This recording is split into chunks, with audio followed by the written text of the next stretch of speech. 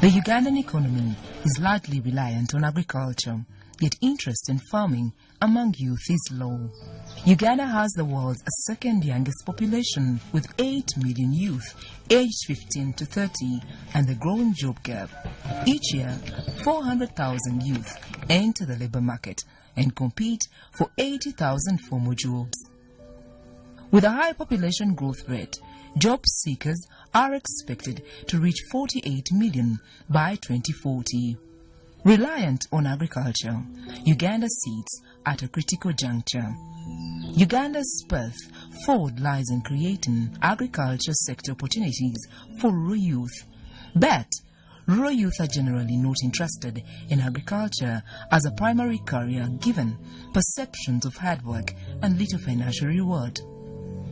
They may associate farming with struggles of their parents' generation, poverty from subsistence farming with its low inputs and yields, lack of land, capital, credit, and financial assets are also disincentives, especially for young women, and often lead to migration from rural to urban areas as youth seek better employment opportunities. Let's explore what it takes to motivate Uganda's young people to work in the agriculture sector.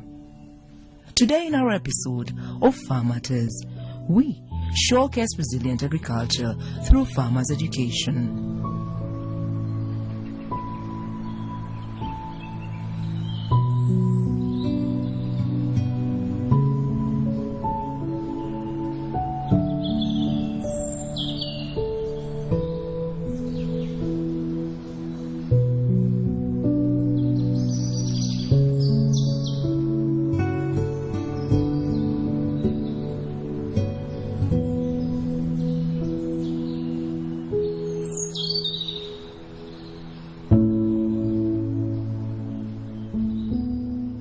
Farmers Learning Platform is a farmers' field school where farmers learn various farming technologies on a particular location. This is towards a more sustainable production practice by better understanding the complex agro-ecosystems and by enhancing ecosystem services to benefit the community, food security, and household incomes. We focus on the whole value chain. So right now we're on production, but as we go to the center, you'll see the technologies for post-harvest handling. But even here, when we are training, we train these farmers on what they should do. Because you see, it's looking nice, but at the end of the day, when you find it in the bag, you find it has turned to color of the soil, and then you wonder what happened. It was as white as your shirt, but now it's turning into brown. So we train them to safeguard. How do we ensure the color? How do we ensure the size? How do we ensure the quantity? And then at the end of the day, of course, we satisfy the market, but not only that, the farmer has what to eat throughout the year. And as he eats, also we focus on nutrition. So how do we nourish our bodies? And we are focusing on cereals and legumes or staple crops, and also we give them the technologies for the tubers, all the food which is used for food security. So right now, we finished seeing the soya garden. That is the seed multiplication.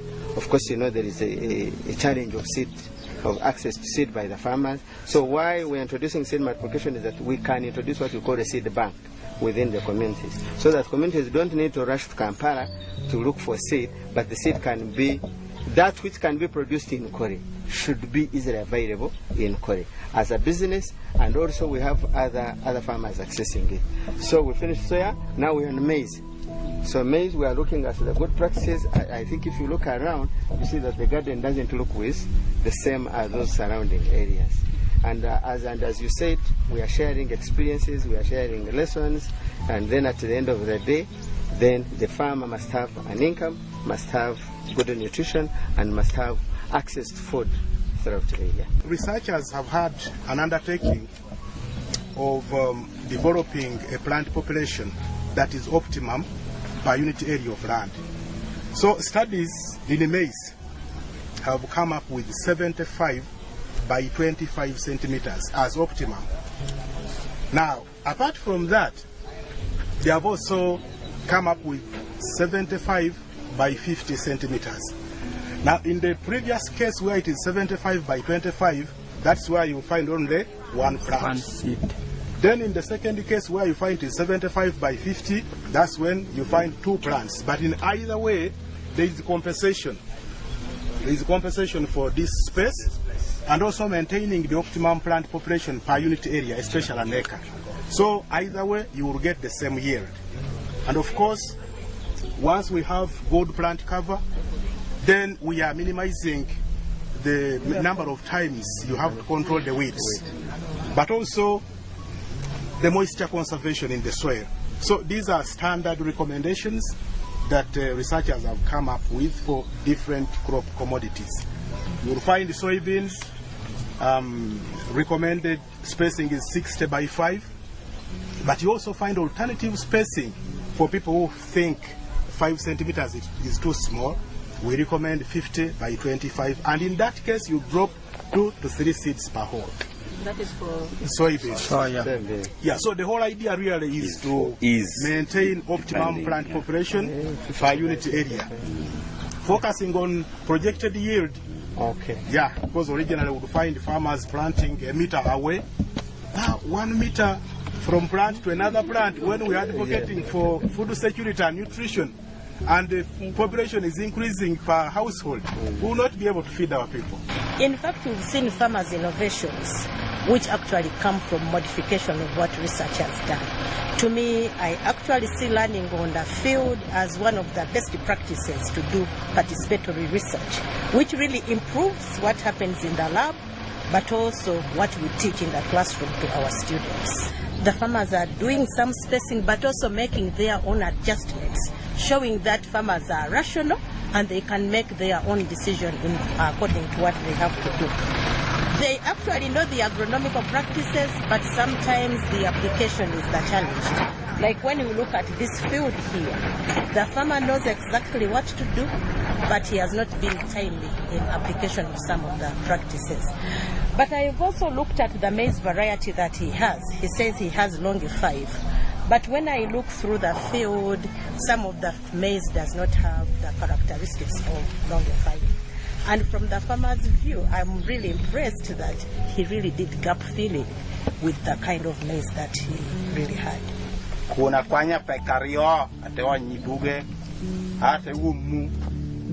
So at first he made the first land opening, then he made two plowing, the second plowing and third plowing before he planted it.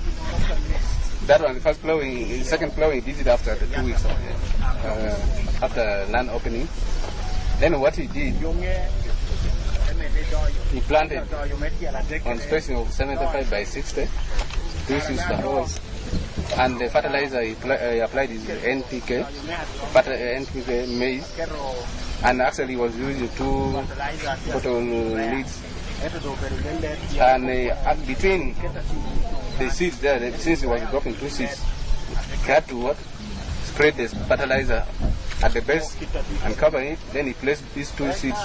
The fall armyworm happens to be a pest that has just attacked the whole of eastern and through to southern Africa. It's a pest that appears and reappears. And for our case here in Uganda, it reappeared about 2 years ago. And unfortunately, by the time it appears, you find probably we do not have any variety that is resistant to it, because a lot of attention was probably put on other pests. So by the time it appears, it hits when you probably don't have any variety that is resistant to it. That is why you notice that fall armyworm practically eats any maize variety. It doesn't select whether it's a hybrid or it's an open pollinated or even a local variety. It just eats it. So Narrow is just starting to look at trying to breed varieties that are resistant to it. And there are a few organizations that are also trying, get local concoctions, because even the normal pesticides that were being used were not working. But I'm sure, I think right now there are a few concoctions that people are trying to put together. The farmers have their concoctions. Yes. They tell you add the magic Yes. to the pesticide, then that they say that the chemical stays more on the crop. Yes. That's their science, which we need to Probably understand. understand. But the detergent. Yes. Okay. Yes, yes. Yeah. So we But have. it's scientific, yes, because the OMO increases the spread and the emulsification of the attachment to the Remains leaf longer. is So the is indigenous better with knowledge. Yeah. But You can see the farmers' knowledge. but It is becoming. you don't know how much OMO to add. But the whole thing is that they're innovative and they have Their own needs. yes. Also, what we do, we have tried out several. We have used Amdox. I don't know the chemical, but I think it's by Bolton, and also Striker, which have been very effective. But the issue is, at what time do they spread? Because it has to be very early in the morning before the sun comes out. Or very late in the evening. Once the sun comes out, then the caterpillars hide, and they cannot be got. And once they produce that protective, are they kind of like their Eggs. Then it covers them, and you cannot. No.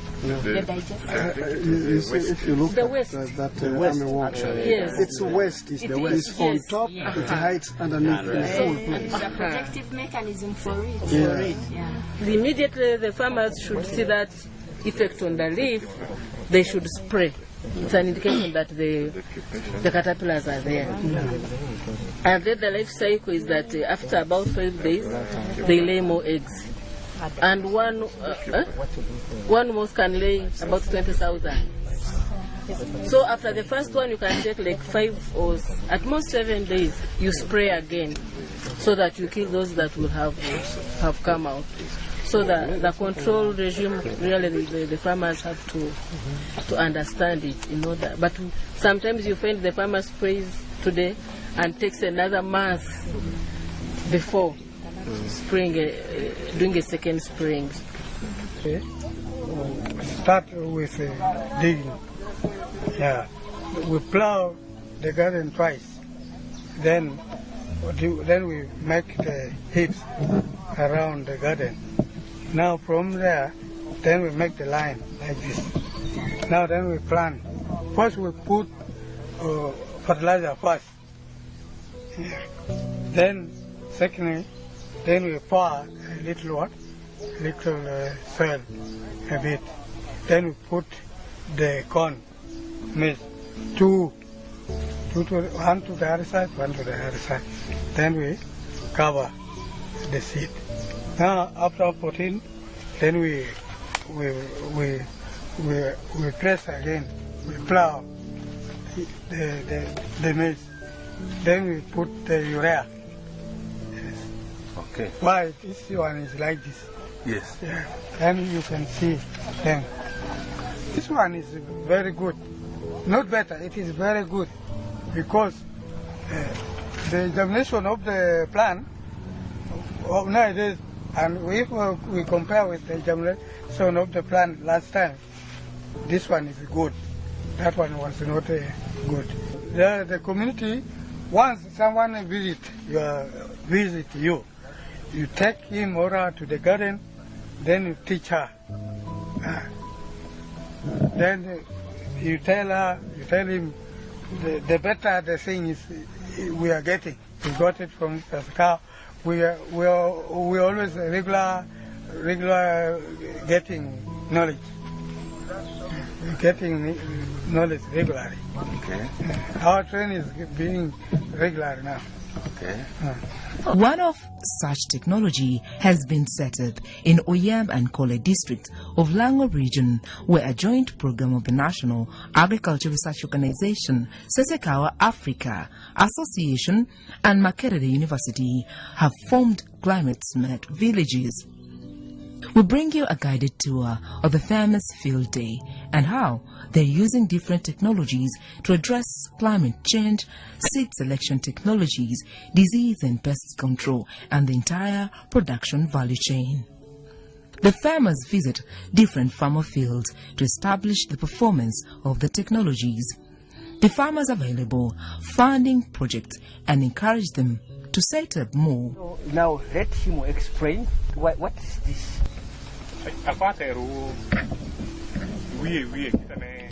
He has employed it. Only that the challenge came when those ones who were helping him to plan with the farmers because they rushed in the interest of managing their time. We tried to monitor them well, but still they were not making it to the expectation of how the spacing was supposed to be. That's why you can see there are not some the spacing are not exactly the recommended spacing. It was supposed to be 6 by 15 to 6 per hole, but it's not seeing what matching up with the standard. What he also added on was that these are the gaps. You also see immediately planted, the rain also suck off. So this was also another challenge. Those are the difference we were So when you buy, you come and what? You come and plant. After planting, you the seed multiplier, you have got to do something called robbing. You pass through along all your garden to remove the hops type. So that it comes in one uniform only. If you want mark for your 3 hand, it should be only marked for your 3 hand. Ako make a very poor core, and maybe poor core will foundation seed. And so I pay corny in a doyo. Near bay rory, the quanyo, and a perruate. Can one and quanyo, can 2 and quanyo. A number of cereal varieties technologies are introduced to the farmers, and through the extension agents, they are taken through the agronomic practices taken on each crop till it is harvested, post-harvest handling, value addition, and marketing linkages. It is a farmer learning platform, this garden. The farmer is expected to learn from what he has done. So this is one of the farmer learning platforms that we have. But also the field day itself is a farmer learning platform where we bring these farmers to come and learn and ask the questions. Where we also have the seed multiplication. We started this seed multiplication, community seed multiplication model. It's not the first time we are doing it as SASAKAWA, but we are enhancing it, having looked at the problem of farmers accessing quality seed. We decided that we carry out seed multiplication for the open pollinated crops where the farmers can replant.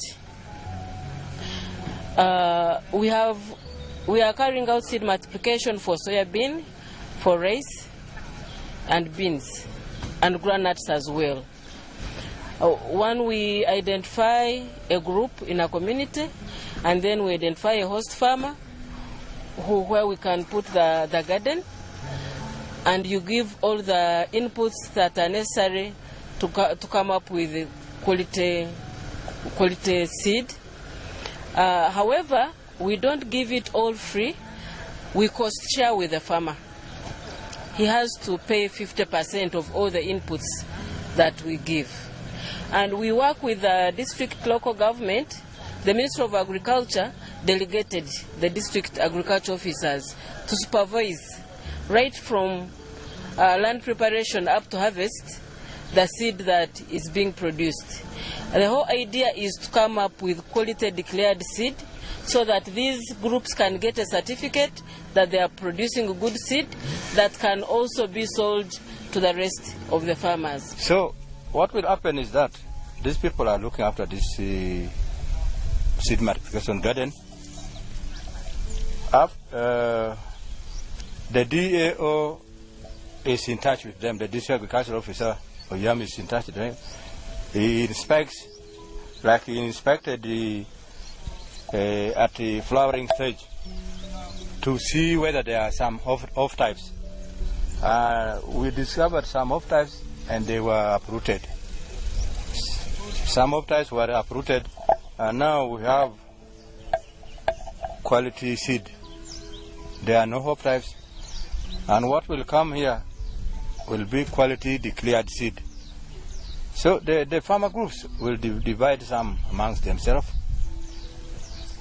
Then the rest, they will keep. They are not supposed to sell it as grains. Our group started in 2012 when we started the group of seed multiplication. Then SASAKAWA joined us, and then SASAKAWA gave us training. They gave us the seeds to multiply so that we can become local seed business, whereby we can sell the seeds to the local community. Then after selling the seeds to the local community, the SASAKAWA also promised to give us the packing material and the sealing so that we can label our packages by women and the seeds. They train us on seed multiplication. Now we can use the fertilizer. Before we were planting our seeds without using fertilizer. And also they train us how to manage the fertilizer, to manage our seeds. Because with soybeans, if you don't weed it properly, you lose. But then if you weed it properly, you get at least 100% products. Then also they've given us the training on post-harvest handling, so that if we handle we do the post-harvest handling, so that we get the quality the quality seeds. So that we sort our seeds, then we pack it properly where we can get the market properly. Okay, this first season we have planted Mark Soya 3N. We have planted about 12 hectares. But in the next season, our group has settled down. We are now going to put upland rice. Now we have prepared the garden about 20 acres. We are now looking for the seeds. What the seeds we want nursery one, so that we plan. Because we have seen the community, they are interested in that upland rice, and that's called nursery one. So we have bought, so far we have bought now about 150 kilos of nursery one, but still we are still looking for that seed foundation seeds. We have connected ourselves to Namlonge. They are still finding, they said they haven't got enough yet. So we are finding to connect ourselves to Namlonge so that they can give us foundation seeds. Like for the soya, we get the foundation seeds from From Makerere University, so that we come and sell to the local community at least at the affordable price where the local community can buy, not at the higher price, so that they can access the seeds nearer to them. The participants also engaged into exchanging contacts, setting an interesting learning network that could increase collaborative action at local level. The workshop was highly appreciated by the farmers. So there are two approaches. One, all the family members must get involved. Farming as a family business. So everyone, especially men who always run away during the morning, and then you reappear in the evening. So you need to be when it's time for planting, be there with your family and become the commander. Number two, if you belong to a group, make sure you convince your group members so that you all assist each other and you do work in group work. Their work becomes easy. Today the visit to Baraboro village puts a smile on my face because of what I see in terms of the trees. We planted these trees 2 years ago, but I'm happy that we have a tree as big as this today. And I actually see the concept of the climate smart village starting to take root. First of all, we need to brand the climate smart village. Where does it start? Where does it begin? And I think that trees do a very good job. Apart from branding our climate smart villages, they also protect the environment. Because when I look around this village, there are really no trees. I don't see so many indigenous trees. So in terms of environment, I think we are moving forward. In terms of the food security, I see a lot of agronomical practices, good technologies taking root. And I think also the income security is also on its way. So that makes me very happy today. Agriculture is the base of Kwale district, and I am mighty grateful for the arrangement that has been made today. The whole day we've been with the farmers in their gardens, and I think the knowledge that has been passed on is very good for the farmers. But you see, I personally believe the bulk of our population are farmers in this country. And when we talk about poverty eradication, we must seriously consider eradication of poverty among the farmers, which forms the basic population of Uganda. So that means that if we focus on the farmers, we will be dealing with the real, where the real center of problem is. And I am so grateful for this day that the farmers, the few that have turned up, have really learned a lot of good things for, becoming better farmers in terms of knowledge and the ability to acquire instruments, equipments that can help them towards better production and towards value added addition. We believe through such platforms, farmers can earn more from farming. Join us every Wednesday at 7:30 p.m. and I repeat every Thursday at 11 a.m. for God and my country. Together, we develop Uganda through farming.